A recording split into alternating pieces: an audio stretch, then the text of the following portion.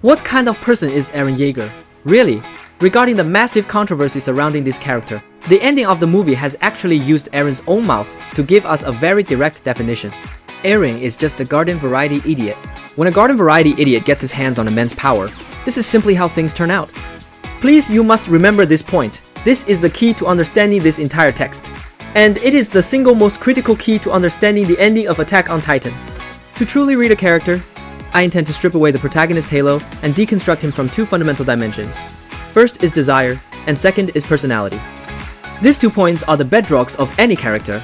Once you understand these, you can basically understand everything Eren did. This is our window into his soul. Desire is also known as motivation. In film or literature, this is the core element that shapes a character. It drives their behavior. Generally speaking, a character's surface-level desire is more presentable, while their deep-seated desire is much darker. Take Walter White from Breaking Bad as an example. Walter White's surface desire is to leave enough inheritance for his family before he dies of illness, ensuring they are well fed and clothed for the rest of their lives. This is a shiny, gleaming motivation because no one wants to admit they are the one at fault. People always need a shiny desire to justify their actions. However, Walter White's deeper reason was to satisfy his infinitely inflating yet extremely fragile self-esteem. This underlying desire is often primitive, unclean, and even ugly, which is why protagonists are often unwilling to admit it. Eren is no exception. On the surface, he has many legitimate reasons: to protect his comrades, for the future of Paradise Island, to avenge his dead mother. But does he have a deep-seated desire? The answer is yes. I can tell you plainly that Eren's surface desire is the protective instinct toward his companions, while his deep desire is the most primitive, destructive impulse. It is the urge to make everything that is an eyesore simply vanish. Next, I will use 2 points to prove this. 1. About that scene near the ocean. We usually think it was Armin who inspired Eren, giving him a yearning for the world outside the walls. Initially, this was true, and even Eren himself thought so. This was a shiny surface-level desire. To take back the freedom that was stolen and become the freest person who could see the ocean. For a child growing up inside the walls, what a righteous and beautiful dream this was. But please pay attention here. When Eren truly saw the ocean, his reaction was different from the surprise, emotion, and excitement of his peers. His emotion was disappointment. He once confessed to that boy he would later stomp to death, that when he discovered there were humans outside the walls, he was actually incredibly disappointed. Eren realized the existence of humanity outside the walls, not at the seaside, but when reading his father's journals in the basement. Coming to the ocean later was merely a verification of his disappointment. Eren thought at that moment, yeah, everything is exactly the same as in my old man's memories. That disappointing reality is true. The question arises, why exactly was Eren disappointed? Some say it is because there were enemies across the sea, so he was disappointed. That sounds reasonable, but think carefully. Is Eren the kind of person who gets disappointed just because there are enemies? In episode 5 of season 1, facing the colossal titan that suddenly appeared, all the cadets were frozen with fear, but only Eren issued the order to attack, even showing a hint of excitement. It's been 5 years! What disappointed Eren was never the enemies. It was that the world outside the walls turned out to be the same as the inside. It was all an unclean existence. The pure freedom that he and Armin had longed for did not exist there. To help everyone better understand this mindset, let me give you a real-world example. Imagine you work at a company where the pay is low and the boss is terrible. You desperately hope to leave this place and go somewhere better.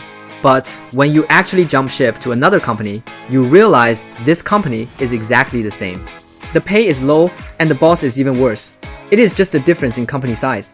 What is your feeling? Correct. It is disappointment. Back to us. When we are disappointed with an environment, what do? It is simple. Keep changing companies until we are satisfied. But Eren cannot change companies. They came outside the walls. And this is the entirety of the world. And this world almost universally hates Paradise Island. When he was inside the walls, he could still yearn for the outside, fantasizing that the world out there would be different. But now they are already outside. There are no more visible walls for Eren to break through. When you exhaust all your efforts to get to a bigger company, only to find that this company disappoints you just the same, and even worse, you can no longer jump ship. This is the only company left in the whole world. At this moment, what you feel is not just disappointment. It might even be despair. For Eren at this moment, the walls did not disappear. They turned into the whole world. And this wall named the world. He could never cross it no matter what. This is a deep sense of powerlessness and despair. So, Eren was disappointed. But desire does not disappear because of disappointment. It only disappears through satisfaction. That desire was always there. To destroy this wall. To destroy everything. To destroy everything that oppresses you and is an eyesore to you. 2. The essence of Eren's desire. I hope everyone understands one thing. This underlying desire of Eren's is never something rare. Its essence is a rebellion against authority. In adolescence, it is like mom and dad won't let me go to the party, so I will climb over the wall to get out, and I will even get dead drunk. In adults, it is like others tell you what is best for your future, but you don't listen. You insist on living your own life, even stepping onto a deviant path. This is a very common desire for rebellion and destruction that almost everyone has experienced. Essentially, it is a challenge to authority. It is just that we often crown this destructive urge with another name: freedom. Eren's deepest desire is actually this: eliminate all authorities that are eyesores. Eliminate everything that suppresses me. Eliminate all obstacles blocking me from obtaining freedom.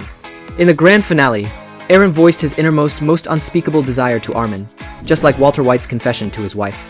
I did everything for myself. Eren admitted, I just wanted to kill everyone. Hearing this, some might find it incredible, but in reality, have you all never had ugly but real desires? Have you thought about stealing ill-gotten gains? Have you thought about making people you hate disappear? Have you ever had a moment where you thought, everyone in this company is an idiot? Might as well get rid of them all? Eren is an ordinary person. He has the ugly desires that any ordinary person might have. So he said, this is all what I wished for. I just wanted to see this side of constantly moving forward and crushing everything. The reason the vast majority of people do not destroy the world is because we realize it is unrealistic. We have reason, and moreover, there are powerful authorities outside, like law and morality, suppressing us. But why couldn't Eren suppress this desire? This brings us to the second key point: personality. Desire is the driving force, the motivation to want to do something. But whether it can be done, and how it is done, depends on personality. What is Eren's personality? Simply put, he is an idiot with willpower several times that of a normal person. One could even say he is paranoid. Once he sets his mind on something, he is very hard to shake. This can be verified in many details. For example, when the identities of the female Titan, the armored Titan, and the colossal Titan were revealed. Others were mostly processing and accepting it, but only Eren was denying it every single time. He would anxiously ask Annie to prove her innocence. He would retort that Rainer was just too tired. It wasn't until the irrefutable facts were right in front of his eyes that he was forced to accept it. This is Eren's paranoia toward his partners, and also his paranoia toward freedom. This paranoia extends into rebellion. The more he is repressed, the more he is deprived, the harder he bounces back. The more the world hates Paradise Island, the more he wants to flatten the entire world. Here, I will tell you the conclusion directly. As long as Eren chooses to keep moving forward, following his desire, then stomping 80% of humanity to death is an inevitability determined by Eren's personality. Even without seeing the future, as long as you let Eren move in the direction of his desire, his personality will inevitably drive him to do this thing. He essentially had no choice. Destroying the world was destiny. You might not understand. Why must the moving forward mean destroying the world? Can't he just destroy the military forces? Can't they talk? Because the world of Attack on Titan is too grand, it is hard for people to put themselves in those shoes. Let me set up a relatable real-world scenario for you.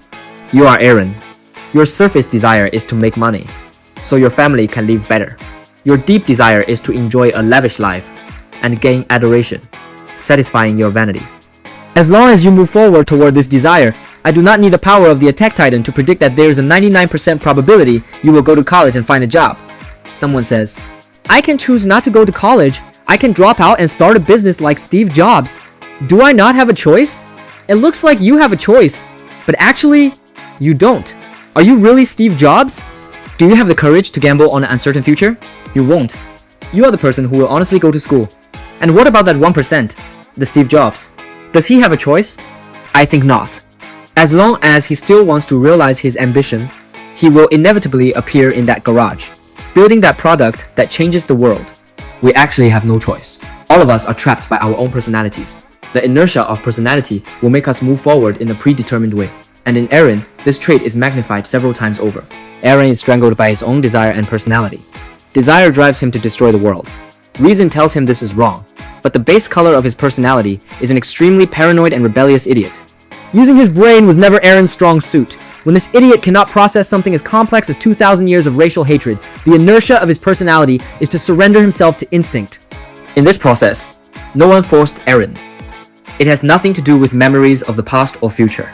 The only one making the decision was him, only that little Eren who wanted to destroy everything since childhood. This is also why what Armin and the others saw in the path was the child Eren. Actually, in the battle with Annie in Season 1, Eren had already made the same choice. Faced with the dilemma of a comrade's betrayal, his thought was, don't think so much about it. Just get the body moving first. Hurry up. And remember, drive out all the titans. Precisely because he remembered the image of his mother being eaten, Eren successfully transformed into a titan. If he hadn't done that, he couldn't have overcome the psychological barrier of fighting a former friend. Finally, at the moment of the rumbling, Eren also surrendered himself to hatred, because if he didn't do that, he simply couldn't face the guilt in his heart, simplifying complex problems, resorting to violence and instinct. This is the microcosm of Eren's personality. If we don't look at the ending, and do a survey from the moment he saw the ocean at the end of Season 3, how do you think Eren would solve the hatred of this world? I guess the vast majority of people would definitely choose Tadake, Tadake, fight, fight. This is Eren, after all. Just get it done. Everyone guessed right. Yes, that is exactly what Eren did. If he were to sit down and talk, then he wouldn't be Eren. That would be Armin. So Eren never changed. He is just an idiot. Even to make Eren more desperate, the author added a trait to him. Rather than asking comrades for help, Eren believes in himself more. This has also been portrayed since Season 1. He once trusted the Levi squad, and the result was witnessing his comrades die distinctively gruesome deaths. This experience taught him, rather than regretting inaction, it is better to control everything himself. Stupid, paranoid, rebellious, unwilling to seek outside help, and accustomed to surrendering his body to instinct. This completely locked Eren in. What is an ordinary person with underlying destructive desires, who allows himself to be swallowed by desire due to personality limitations? He is a slave moving forward, dominated by desire. And when this kind of person possesses the power to destroy the world, he is a devil who can kill billions of people.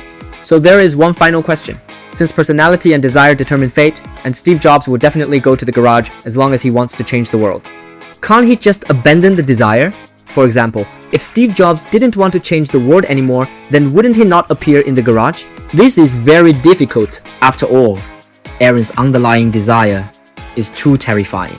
If it were an ordinary person, they would often give up directly because they couldn't bear it all. But Eren happened to max out his stats in willpower.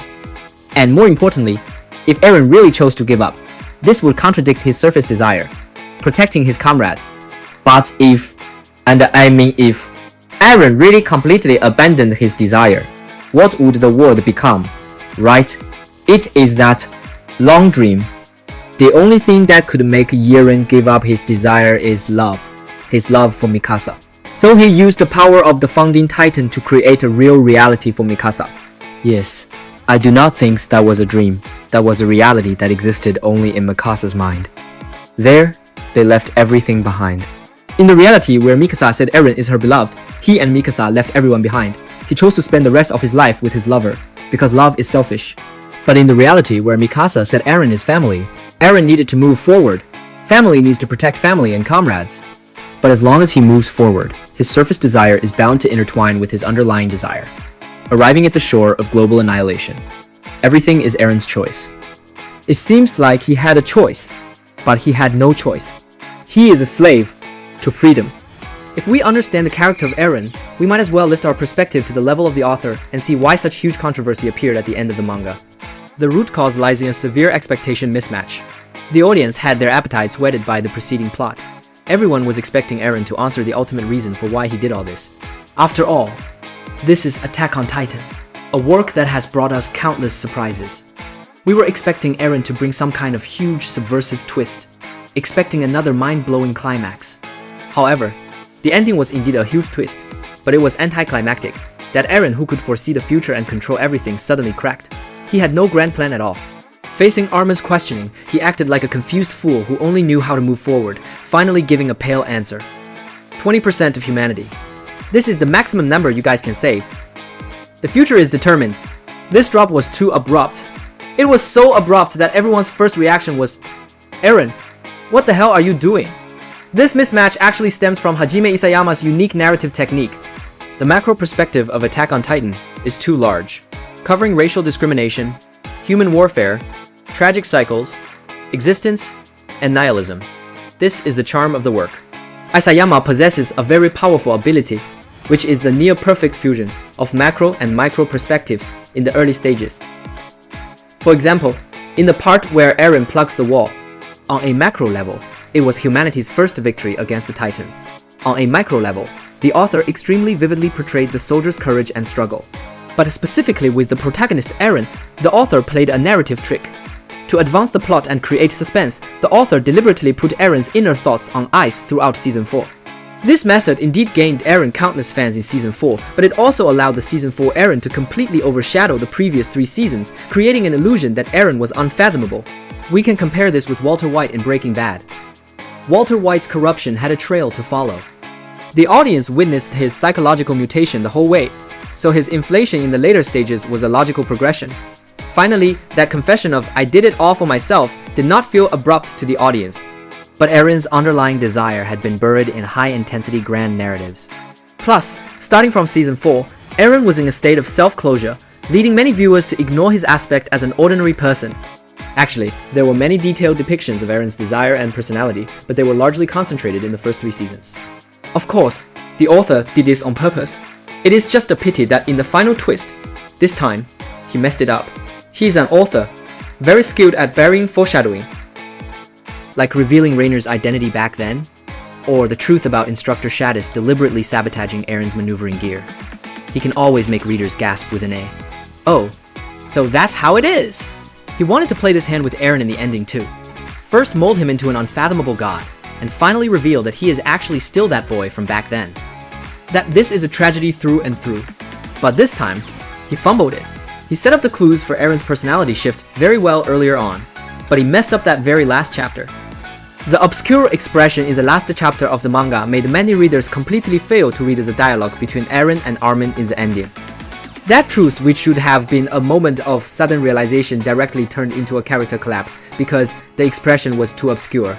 So I believe the author's later apology was actually saying, "I am sorry my ability was insufficient, and I failed to let the audience accurately get my intention."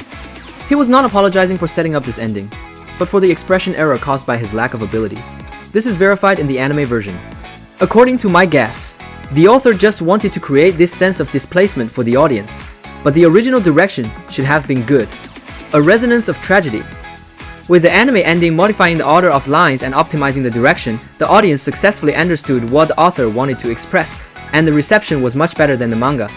Ultimately, the writing technique in the manga was too obscure, combined with information asymmetry, causing this supposedly brilliant narrative trick to eventually turn into a clown's farce in the eyes of readers, leaving them completely baffled. Finally, I want to talk about the symbolic meaning of Attack on Titan.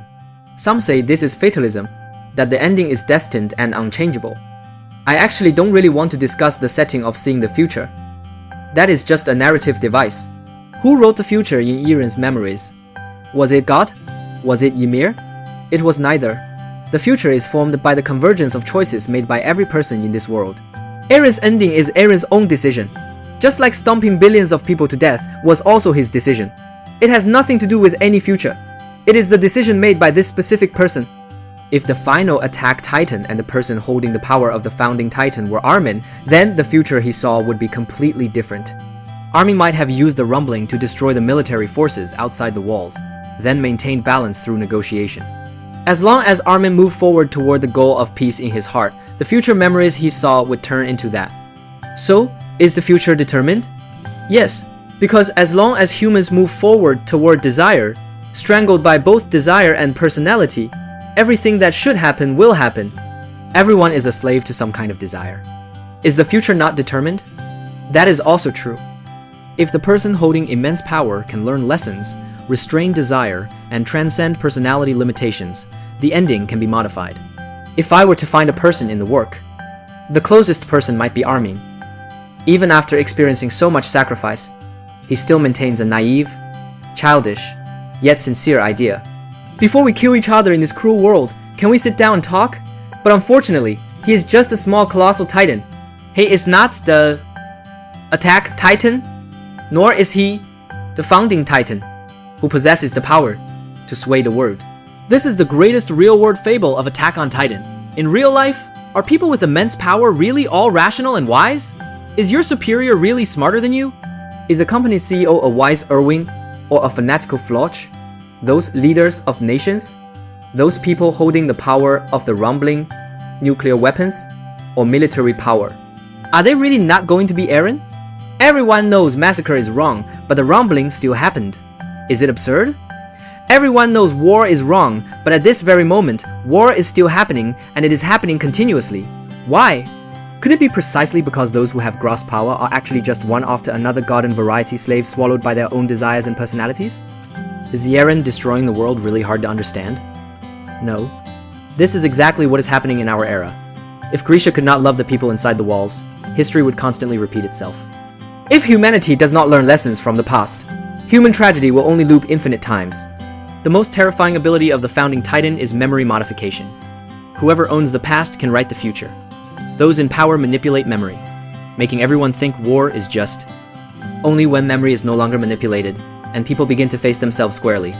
Stop projecting hatred onto each other, and stop projecting hatred onto children. Only then do people have the chance to make choices that transcend limitations. May everyone walk out of the forest. Don't become a slave to hatred.